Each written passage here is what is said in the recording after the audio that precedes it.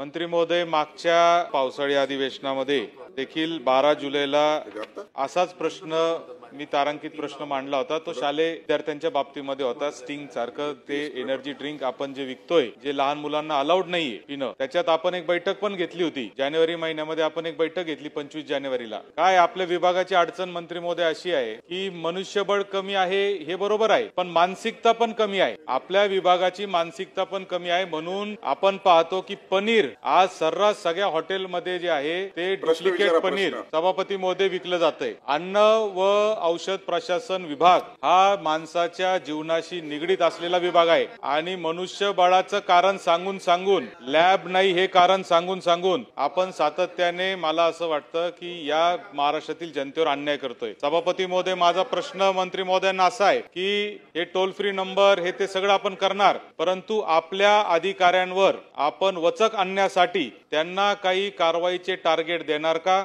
आणि ते टार्गेट देत असताना आपण जे टार्गेट अधिकारी पूर्ण करणार नाही त्यांच्यावर काही कारवाई करण्याचं काही आपण योजना आणणार का? सन्माननीय सभापती महोदय, पकडायचे सदस्य महोदयांनी जे काही सांगितलं, मीटिंग घेतली होती।